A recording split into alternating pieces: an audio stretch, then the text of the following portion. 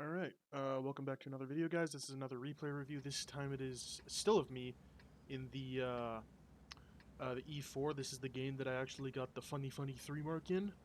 And it's going to be kind of sort of the same video as yesterday of just talking about my thought process, of how I play this, sort of what influences my decisions, and things like that. And the first thing that I always look at when I go into a game is obviously the comp. I see 3 light tanks, not a lot of heavy tanks, and a lot of high alpha TDs. That doesn't really make me want to go to the heavy flank on the 2 line, because there's this cool bush like way over here that if a single tank destroyer chooses to play in there, I can't really do anything about that. So I choose to go this way because I think I'll have a better shot at actually dealing damage. I don't really care about playing for the win too much. I care more about dealing damage. That's not to say I just redline snipe the whole time, but wins naturally just come with doing a lot of damage. So I want to choose to play here. Mostly because I can do stuff like that of, I have very clear, easy shots on where that 277 is poking, and he can't really do anything to spot me or anything like that, and this is a relatively safe spot. I'm still, again, playing extremely passive because I don't need to push, because of the amount of TDs and light tanks that they have. I can easily just get spotted and melted, kind of like these guys are right in front of me. But this also tells me that there's medium tanks up on their side of the hill, and they've just been spotted too. But there's medium tanks up on their side of the hill, so I don't really want to push up too much, because those medium tanks will obviously get shots on me. And I take a quick blind shot here because it never hurts to blind where you think a tank around where you think a tank might be. And yeah, the reason I'm still choosing to play back here is I will still have shots on this 277 if he chooses to overpoke, like he might be doing right now, and I'll also have shots on those medium tanks when they eventually overpoke and shoot. And 277 overpokes, I take a nice easy shot on him. This spot is also really nice because it's safe. The trees here conceal me from actually driving up and shooting, and it's very easy for me to just reverse back down. And then I see this char get spotted. It looks like the medium tanks are starting to overpoke.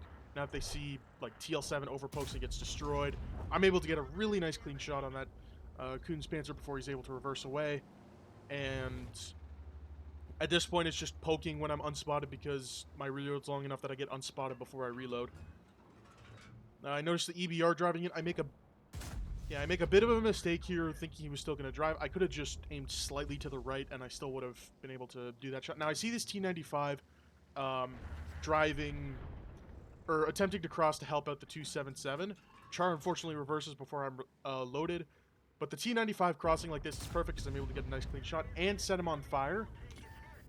This position is also, again, really nice because shots on the hill and all that, but it also shoots right, or you also get good shots right where that T95 is crossing. I see an UDES looking to overpoke, and unfortunately that shot goes high. That really sucks, but it's whatever. And yeah, the reason I'm, again, not pushing is because a good chunk of our team is getting absolutely melted for trying to push, and pushing this side of steps, or really just pushing steps in general, is so unbelievably difficult. And very, very hard to do, especially when you don't have gun depression or a turret, because I said it in the video yesterday, but I'll say it again. The E4 has this cool thing called the illusion of armor. Like, it may look like a really high armor tank. Like, yeah, you got the upper plate, the American heavy upper plate and lower plate, how you can sometimes get a lucky bounce, but the turret is like, in regards to armor, it's not good. Cheeks are easy to be penned. Cupola is massive and extremely easy to pen. The mantlet can even be penned if you have high alpha gold. You can't really side scrape too well because you got this big bulge thing behind you that is very easy to pen at any angle. So I'm thinking of going back to base. Then I see this 13105 get lit, and I make a bit of a blunder here by just staying still, but I intuition to HE and nail him for almost 1300. The reason I intuition is because I can easily pen him, and I dealt an extra, say, 600 damage because I chose to intuition to HE and essentially leaves him on one shot for my E3. And the 13105 got stuck with that cool thing we call autoloader syndrome, where they want to get that full clip away, but they can't. I see the FV get lit in the middle of the open, and I ping it because I saw him earlier driving down from his typical spot down here way out into the middle of the open because he thought we just won this flank. And I pinged him earlier because I saw we still had a light tank alive, and I was hoping the light tank could light it, because this position is not a good spot to be in. especially this early in the game when we still have tanks. And I'm able to get a good, clean shot on him and get some tracking as well. And at this point, I want to fall back because that part is falling. I can kind of sort of deal with those tank destroyers, but they have more HP and it's better. They have more HP for me to shoot at, and it's better than pushing into you know, the Yag that's down here or the Leopard that's up here with the Mana Core spotting for them. It's just not a good thing to push into. Um, and I'm trying to just reposition. I see the Badger get lit just in the middle of the open. I want to try to get a shot on him, but it unfortunately goes high. And I still want to drive back to at least keep some of my tanks alive, like this E4. I see the Foch get lit, and I guess I make a bit of a mistake by choosing to overpoke on him, because I want to at least deal some damage to him. And I think he might be driving back into this bush, but it may be a mistake for me because there's no reason for him to drive back in, but he may still anyways. So I take a quick, I'm about to take a quick blind shot. It goes high. That one unfortunately didn't pen or even go anywhere near him because he made the correct play of just staying behind the rock even though he spotted there last. And they still have a bunch of high health tank destroyers and all that good stuff. And at least looking at the map, again, our 9-line push, it completely just disintegrated. Like completely disintegrated because it's so hard to push this side. Because if you try and drive up here, you get shot where the Yag is. You try and push over to poke, you get shot where the Yag is and where this Leopard is to shoot the tanks that are positioned right here. They need, like, to completely hold that side of the flank, you literally just need one tank here,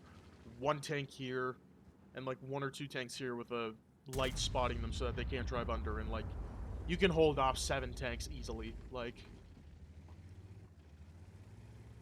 it's one of the harder sides to push in this game.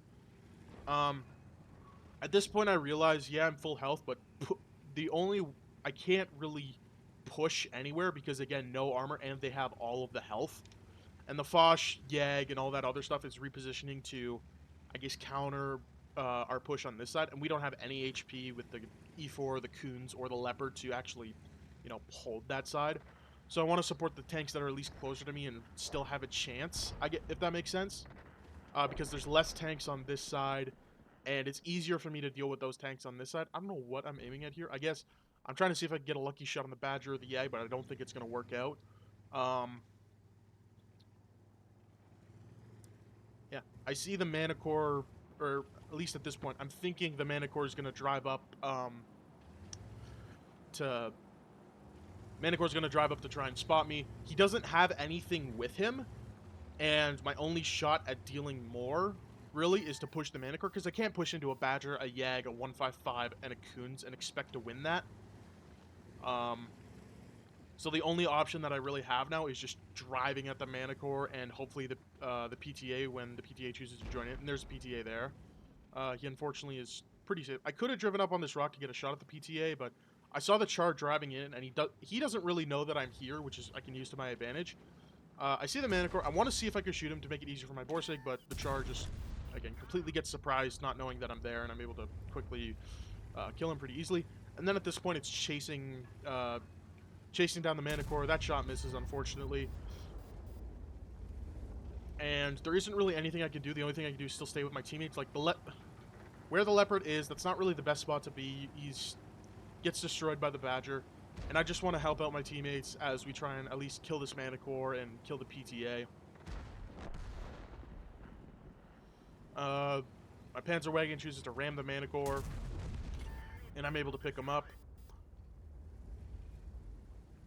And I'm, again, still full HP because, I haven't really pushed anything, which I guess I could have used my HP earlier, but there wasn't really any place that I could use my HP to really win the game.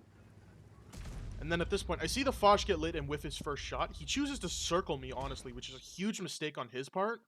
I see the Panzer Wagon is just completely left. But I feel like I make an okay decision here of intuitioning to HE, because the Foch's side, I believe, is 80 millimeters, and I have a slight angle on it, which makes it a little bit easier to pen. And my pen is 90 millimeters. So I was essentially doing a coin toss on if I would pen it or not, because plus or minus 25 is cool. And I'm unfortunately able to roll high enough so that I'm able to actually, pen his side and get an extra 1,000 damage. And now at this point, I just want to make sure I don't get shot by the Foch. Unfortunately, the Manicore Corpse, or no, I get tracked by the Coons, which makes it so that he can shoot me. Intuition back to APCR, able to pick up the kill on the Foch, but at this point, I'm kind of circled. I want to get maybe one shot on the Coons, see if I could high roll and get it, but yeah, then I get ammo racked, my repair kit's already done, and that's the game. Uh, Overall, 7.8 damage, 300 assist, and I will show you guys the end plates. All right, so 7.8k, 300 assists, that's 8k combined. I was at like 94.6 at this point, so that's more than enough for the 3 mark. First class, Confederate, high caliber, excuse me. And shout out to this Panzerwagen here. Did a pretty good job spotting out that FV and just trying to support me until the end and making the decent smart play of choosing to ram the Manicore and fire Hesh at him. Solid play to this guy, but also there wasn't really much we could do in this situation because they had so much HP at the end. But yeah, the replay is linked above. It will also be linked in the description. If you guys enjoyed this replay, be sure to like, comment, subscribe, all that cool, funny YouTube stuff. And yeah, I'll probably see you guys later.